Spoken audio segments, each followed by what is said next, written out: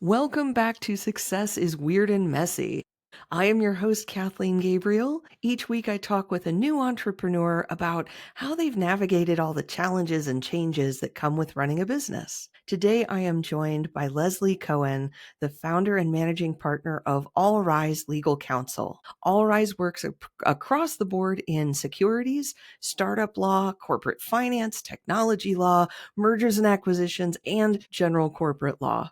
They represent clients across industries from consumer products to technology companies to healthcare businesses to real estate firms. Leslee, welcome. It's so good to see you. Thank you. It's great to be here. Absolutely. Well, I want to hear so much more about AllRise. You've got so many moving parts in your business.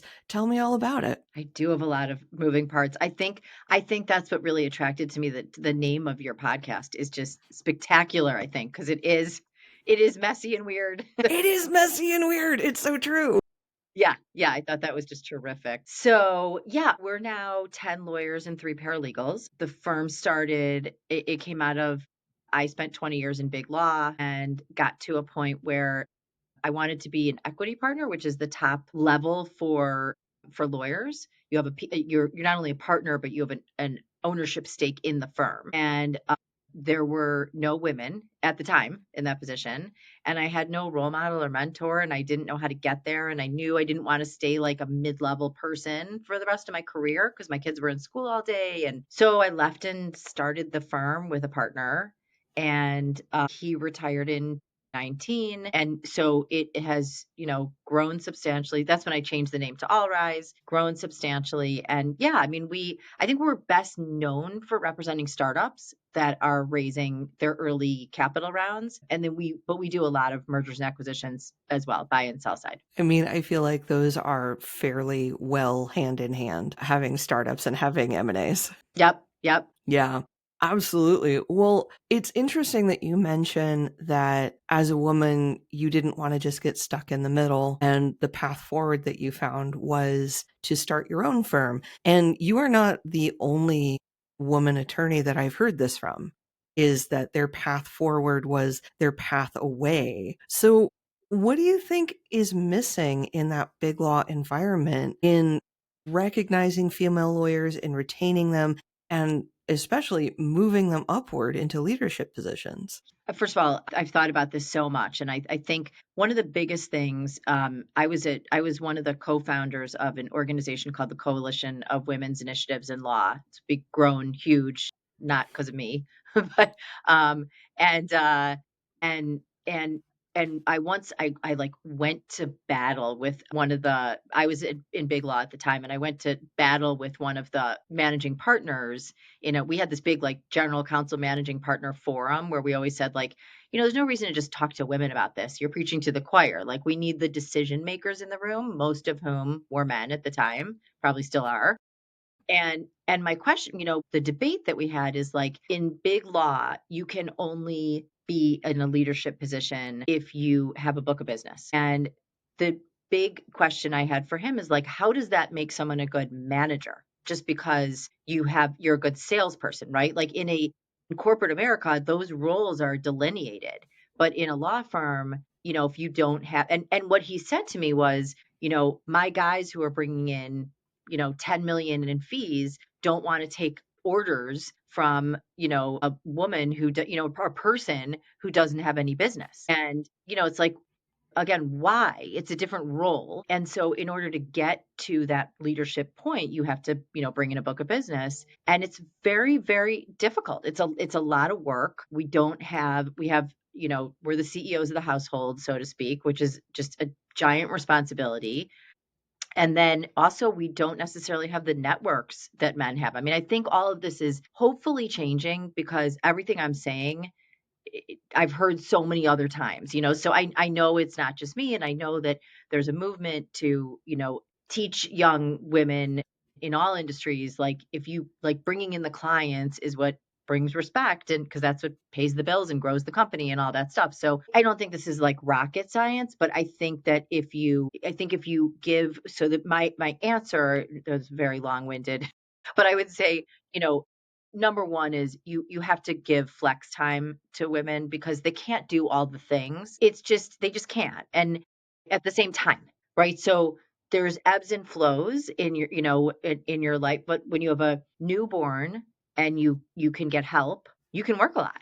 When you have, a third and fifth grader and you have tons of carpools to run and they have to be all different places and there's so much going on that it's just not that simple. So I think it's a matter of, all of my lawyers are flex time.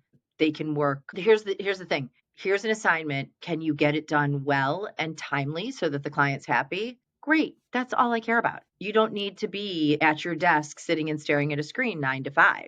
So, yeah, I think that's the number one thing. And then the number two is, again, just because someone doesn't have a huge book of business doesn't mean that they don't have management ability, and like move them up, and maybe it's a chicken and the egg thing. Maybe it's like as you've moved up and you feel more trusted in your organization and you feel, and maybe you're sitting in management meetings and you learn how to sell the firm better. You learn the values of the firm, you learn what makes it special. So I think those are the keys. I mean, a lot of that, what you're saying, really comes down to mentorship opportunities and thinking outside the box, because that's one of those things that historically speaking, men have gotten a lot of is that mentorship of, oh, I'll just take you under my wing. I like you. Let's move you forward. Well, if you don't have that opportunity, you don't have business opportunities. Everything that you're talking about seems to be more highlighted in the business of law. But when I speak to my clients about how they're moving people around and what they're assigning people to and what people's strengths are, it doesn't necessarily mean that everyone should be a generalist. Because what you were saying is that everyone had to be both a law expert and a sales expert. That means that you're all of a sudden doing kind of everything. Yep. And a management expert, right? A whole other, right? A whole other set of skills. Right. And so it really comes down to, is that a good way to run a business? And so what I like about what you're hearing, what you're saying about AllRise is that you saw these issues and you're solving them in real time in your company. Yeah. Yeah. I mean, yeah, exactly. But that's all we can do is try is, hey, I see this issue in front of me. Let's do it the way I think it'll work. And it sounds like it's really been working, because when did you make the pivot from turning it into AllRise? How many employees did you have at that time versus the employees you have now? We were a team of 4 and now we're a team of 13 Okay. and growing, like, and looking right now actively. Right. And so that tells me that your instinct of this isn't the only way, there's a better way where we can accommodate amazing people to do great work. That's working. Yeah, I think it is. Okay, fantastic. Well, as the name implies, I talk a lot about on this podcast about things being messy. And you brought up that when you made the change to turning it into All Rise rather than the previous name, that was when your co-founder retired. And I think from talking to you before that that was a kind of a sudden change. Tell me about that. Yeah, that was definitely the messy part and the weird part. Yeah, he had to retire basically very, kind of suddenly.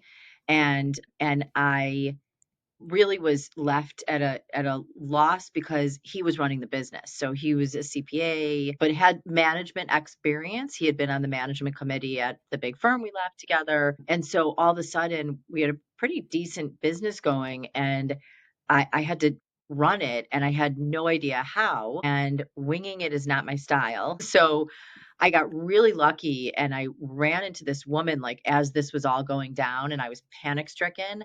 And I ran into this woman and she's like, I'm putting together, it was her second cohort, like, accelerator, incubator kind of program for women. It was very interesting and it's defunct, which is such a shame because it was amazing.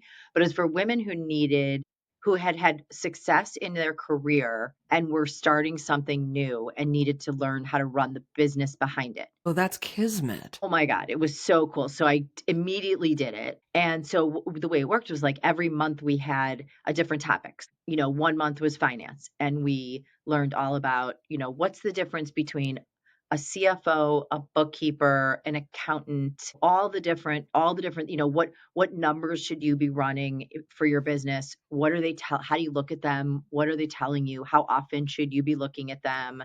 All that good stuff. And then, another month was sales. And we had an expert come in, we dived in really deeply, and it was really just pivotal in, putting systems in place and all that, and building a, baseline to build a firm. Yeah. Oh my goodness. So basically, just by happenstance, you ran into the way to be able to make this pivot at a time when you deeply needed that information. Yep, absolutely. So, I mean, with all of that new information, how long do you think it took you to really ramp up and feel comfortable in that new seat that you were taking? No one's ever asked me that. Probably like 2 years, honestly. Yeah, that sounds right. Yeah, I think people think that it's gonna go faster. I actually just got off a call with someone before who had started, her own business, and she said, "It's been 2 years, and I feel like I'm just starting to maybe get my message and my niche and my all of that," and I said,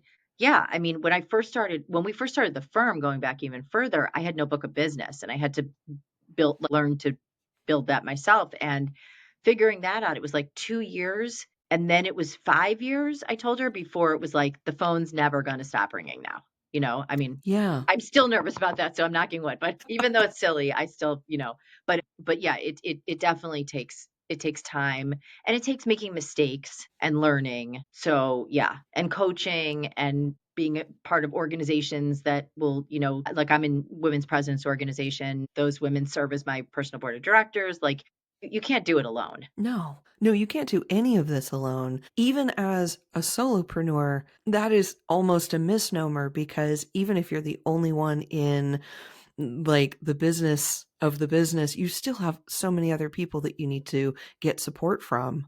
Otherwise, you have no business. Yep. Yeah.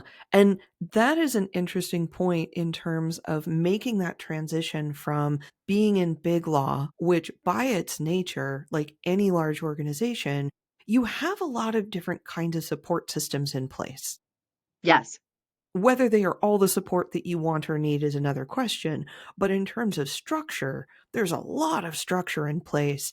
So there's a sales and marketing department there. There's things that have you there that you don't have to figure out.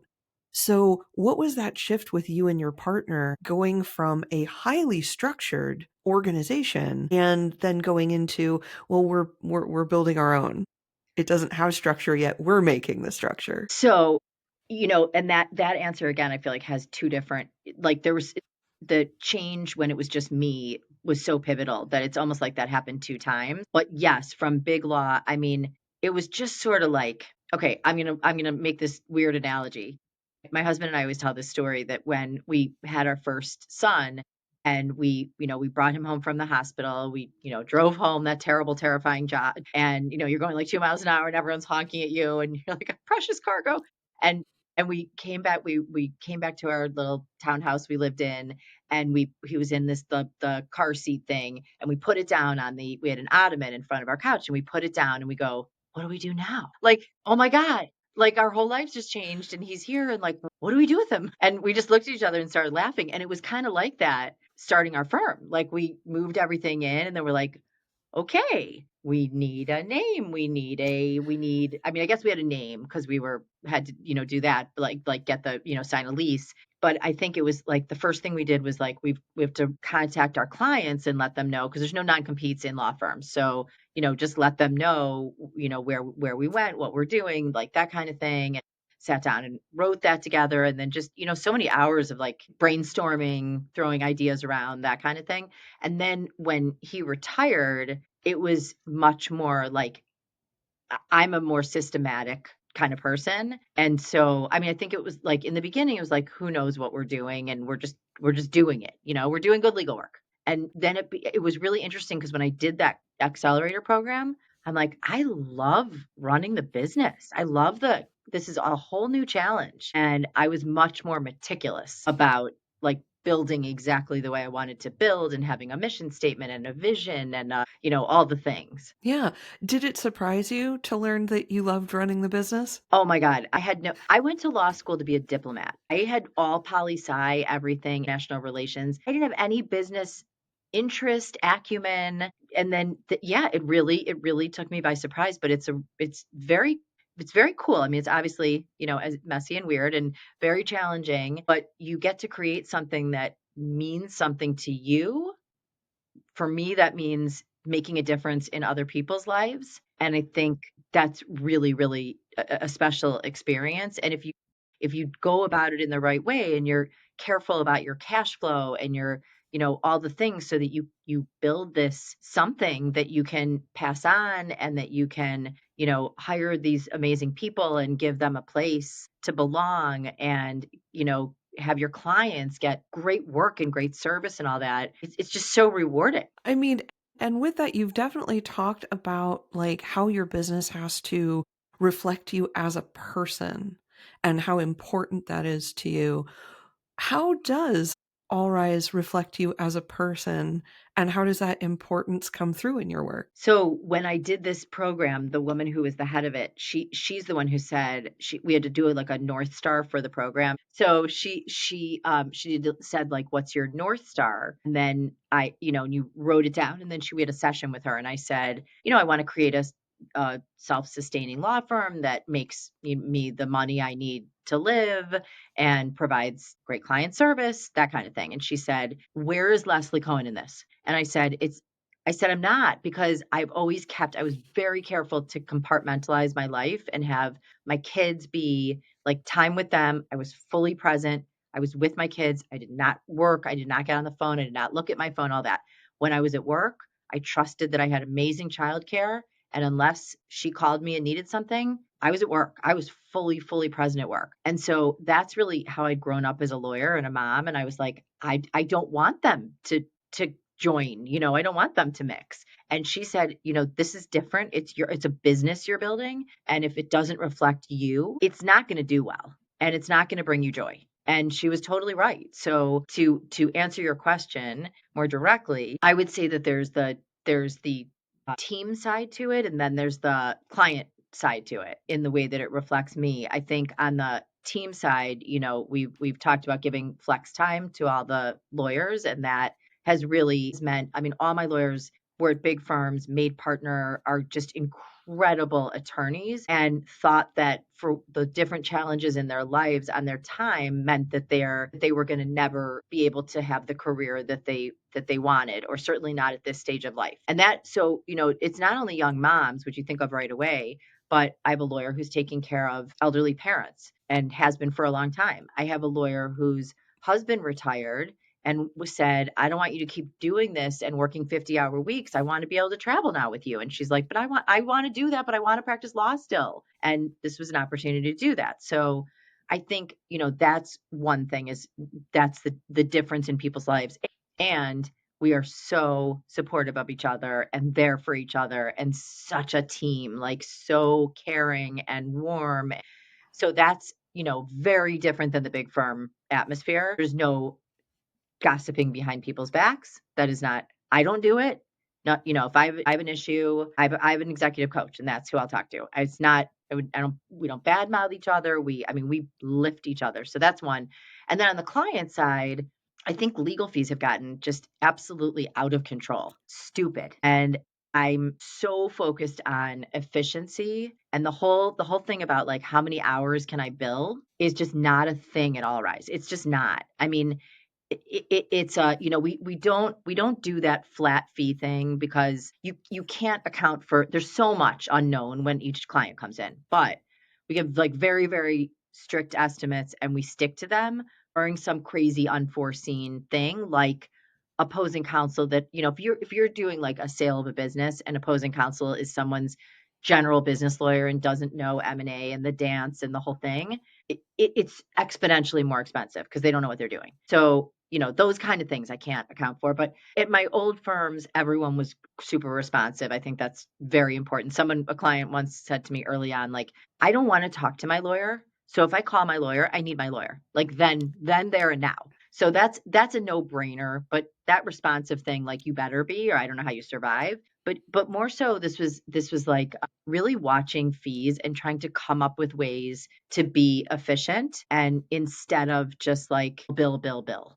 That's just, and it prevents like big fee fights, and it also just, engenders client goodwill, and they tell other people about you because they're not getting, I mean, legal services are a fortune. So I'm not, we are not cheap by any means, but we are a third, if not a quarter of the big firms. And I think that's because we're always focused on like, what can we do to be more efficient? Whoa. I mean, that really comes down in so many ways to what your advisor told you, which is this is why it's important to have you in the business. And I think we're told throughout our careers, maybe especially as women, I can't speak for, I'm a woman, I can speak for my experience. But there has always been a lot of narrative about, hey, don't make it personal at work. And I think there's a real balance to be struck there of, well, don't be inappropriately personal at work, certainly, but also we're all people. And there's a reason why people want to work with you and for you. There's a reason why people want to go to AllRise either as an employee or as a client because of what you have to offer in how you have structured your business. Yeah, we did a team meeting. We do a team meeting every week, and I always start with a like icebreaker question, which probably drives them crazy, the lawyers, but they're for fun. It's not like so I asked last week, like, what was it? What's a lucky thing that's happened to you? Doesn't have to be the luckiest thing, and I was thinking like, you won a raffle or something. Just and and one of my lawyers got into like her background and the way she was raised, and how like she's a corporate and securities and M&A lawyer, like very sophisticated in New York, and was raised on a dairy farm, and her dad made her go do all the things, and she talked about she used to like wrap her hair because God forbid it gets, the smell of the dairy farm, and, being up at the crack of dawn, and she just hated everything about it. And now she feels like it was like the luckiest thing that ever happened to her because she learned work ethic and, so many life lessons from all of that. And it was so cool because none of us knew that that was her background. And we're like, wow. And then it kind of made everybody else started telling these really cool stories about their families and their backgrounds. And it was awesome. That's incredible. Yeah, I all of that comes into it because your clients want good representation at a reasonable cost, and your employees want a reasonable workplace. One thing that really stood out for me was the fact that you've engendered a workplace where people like each other, where it's not competitive, it's not a Shark Tank. It's we're here to just kind of all rise together. And I love when people can generate that kind of workplace because, again, we're all just people. We're all just trying to survive here. And it's so much nicer if we can be cooperative rather than competitive just in our day to day. Yeah, yeah. I was really uncomfortable when we started hiring, like, I these lawyers are so amazing and as lawyers and as people, and I started thinking like I had that, I guess it's imposter syndrome, but very, very uncomfortable being like the boss. And I felt like, who am I to judge or, rule over like these incredible people? And and I remember, in that same that same group I was doing, someone said, there's all different leadership styles, and you don't have to be the leader that like pounds someone down from above. You can be the leader that lifts someone up from beneath them. And I just loved that, and that felt and continues to feel so much more comfortable for me. Yeah. And thank goodness there's more than one leadership style because different things work for different people for different groups, and the thing that you're trying to generate wouldn't happen under a draconian leadership style. It's just literally not possible. But people still need leaders. People still need somewhere for the buck to stop. Decisions need to be made, structure needs to be developed. So someone has to do that. Yeah, and I think I learned that when there were a couple of my lawyers who are I'm feeling like they're just so good that I'd like to move them up to like partnership level and, start having those conversations. And it was funny because they both said to me, at different times, I don't feel like if I took on that title, it would mean to me that I needed to push myself to a different level, and I don't want to do that. Like, I am not I someday, but right now I've got a lot on my plate, 3 little kids, whatever, and I don't and that's when it was, like, occurred to me, like, okay, if I wasn't doing all the things I'm doing with the marketing and the finance and the, like, all the things, they wouldn't have any work to do, and they don't wanna do what I do. Right. Exactly. Exactly. There's so much more to business than just the one thing. Everything is important in the business. Otherwise, we wouldn't be doing it. There's not enough bandwidth to put energy and resources towards things that aren't actually important. So my brother is an engineer and he gets frustrated with marketing people sometimes. And I say, you know what? But you're both important. Like, you wouldn't have a job if they weren't out selling it, and they wouldn't have a thing to sell if you weren't developing it. So yeah, absolutely. Well, this brings me to, we've talked kind of around this question a lot, but Leslie, how would you define success for yourself? So you said it in We All Rise Together, and that's what the name is about. It's, obviously all rise like judge, jury, lawyer makes you think of a lawyer, but really that's, the firm represents a ton of startups and entrepreneurs. So there's a lot of like all rise for entrepreneurs and startups. Very important to me to promote women. So, women rising together, and just that's my thing in life is like I'm very competitive with myself. I'm a very hardworking person. And I always, like in school, I wanted straight A's, but I didn't want someone else to get C's. Like we can all get A's. I just wanted to make sure I was getting A's. And I think, like that whole concept of creating something where we could all rise together, that is success. And when, one of my lawyers says I'm buying a house that I couldn't buy without my income, like how cool is that? I'm like, I did that. I mean, she did it. She works really hard. But like bringing other people up, like that's, and watching clients, the startup space is so awesome because, you're helping, we do a lot of the fundraising rounds, right? So you go through all this, it's a really grueling process. And then people like raise money and then they hire people. And then they have a business they're starting and we were part of that. So that's success. That's really beautiful. Well, Leslie, thank you so much for joining me today. Where should people find you and or All Rise online? Our website is allriselawyers with an s.com, and there's a form you can fill out on there, or anyone can email me. I do a half-hour free consultation for anybody. So my email is lcohen at allriselawyers.com. Okay, terrific. We will have all of Leslie's links in the show notes. So thank you everyone for listening. You can find Success is Weird and Messy wherever you get your podcasts. And it helps us so much if you follow, rate, and review. And if you like the show, tell a friend. We'll see you next week.